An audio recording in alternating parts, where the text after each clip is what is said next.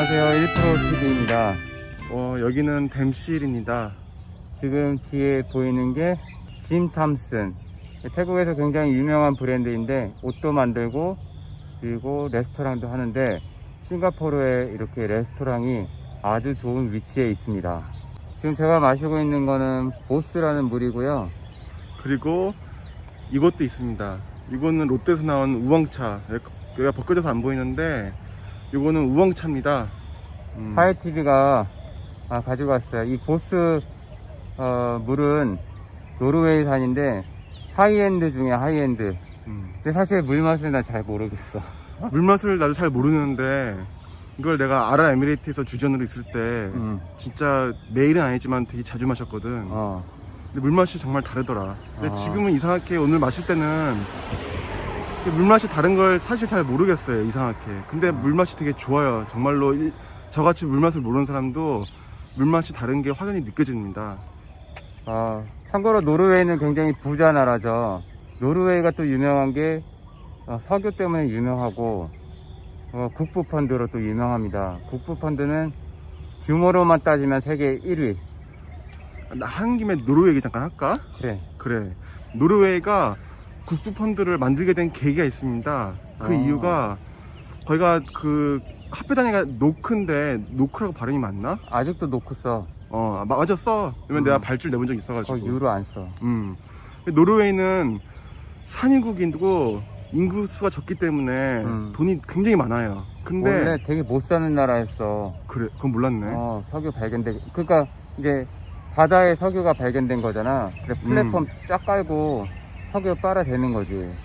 그래서 노르웨이가 그 엄청나게 많은 원유를 팔면서 달러를 받을 텐데 그것다 달러를 계속 받아가지고 나라 안에 달러가 넘치면은 국가 경제가 흐트러지기 때문에 그 달러를 갖다가 밖으로 다시 내보내야 되잖아. 그러니까 국가 경제 하이퍼 인플레이션 같은 거 갖다가 일으키지 않으면서 그러기 위해서 비름으로 판 돈을 US 달러를 다 펀드를 조성해가지고 국부 펀드를 만든 거야. 그러면은 그 나라에서 통화가 안 돌겠지. 그래가지고 국부 펀드로 국가의 부를 증가시키는 목적도 있지만 나라 안에서 통화가 어지러지는 걸 막기 위해서 펀드를 만들었지. 되게 현명한 나라인 것 같아. 국부 펀드에 대해서 잠깐 말씀을 드리면 노르웨이 국부 펀드 유명하고 사우디의 국부 펀드가 유명해요. 최근에 코로나 상황에서 이 국부 펀드들이 과대 납폭주들을 쓸어 담았어요. 근데 그 사람들은 어떻게 그런 걸 과감하게 할 수 있는지 몰라. 이게 아무래도 그래도 기업이니까는 승인도 받고 뭐 이래야 될 텐데. 그러니까 길고 나는 투자자들이 많이 일할 할 텐데 나름대로 의견의 합치를 받겠지 뭐.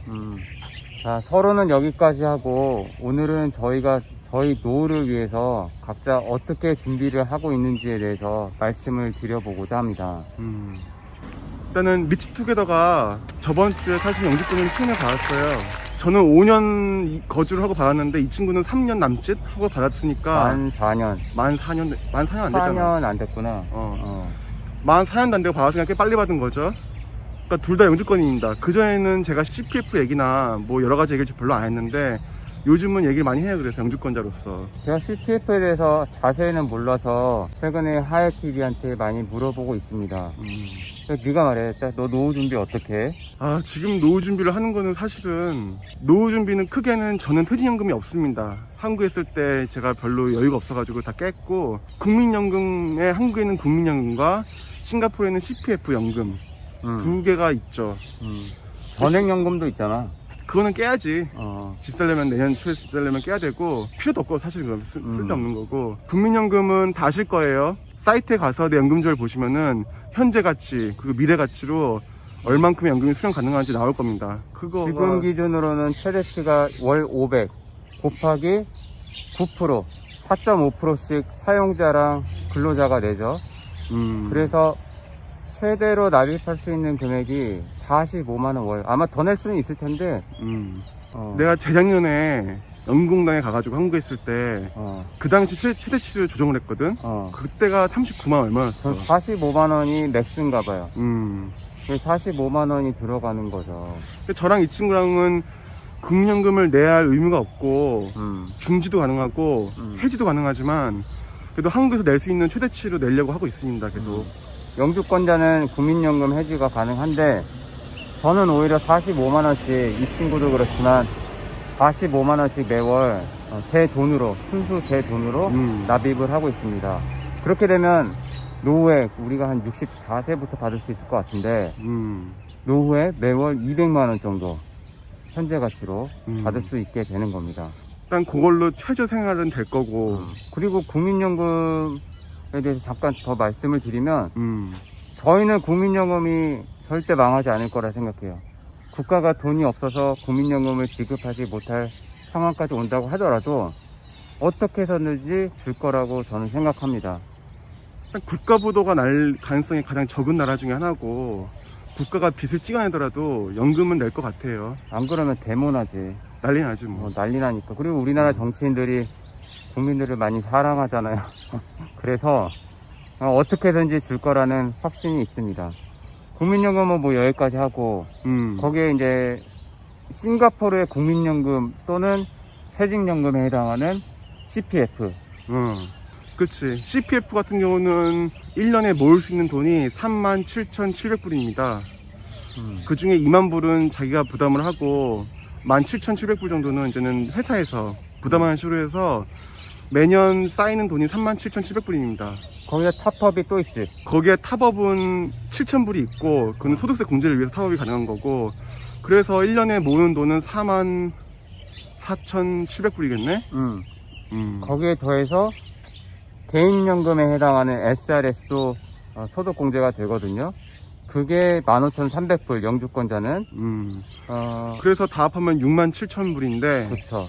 요거는 저희가 실턴 조통간에 무조건 저축을 하는 금액입니다. 하여튼간 내가 내든 남이 내든 67,000불은 세이브가 되는 거예요. 내 노후를 위해서. 자의가 아니라 이건 강제적으로 되는 거지.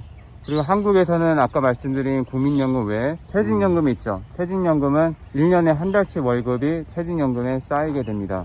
퍼센티지로 하면 8.3%고 500만원을 기준으로 했을 때 여기도 40만원 정도. 그래서 아까 국민연금에 45만원, 퇴직연금에 또 한 40만원 정도, 80만원 정도는 누구나 지금 노후를 위해서 준비를 하고 있는 겁니다. 싱가포르에서 외벌임금을 감안하면은 이제 저희가 앞으로 CPF를 넣을 수 있는 나이가 20년이 남았다고 치면은 55세부터는 또 CPF의 금액이 좀 줄어들어. 넣을 수 있는 금액이 지금 많은 거고. 그래서 대충 보수적으로 생각하면은 CPF 금액이 한 70만 불 정도 쌓일 거예요. 그러니까는 외벌이일 경우에 맞벌이면은 그게 2배 되는 거고.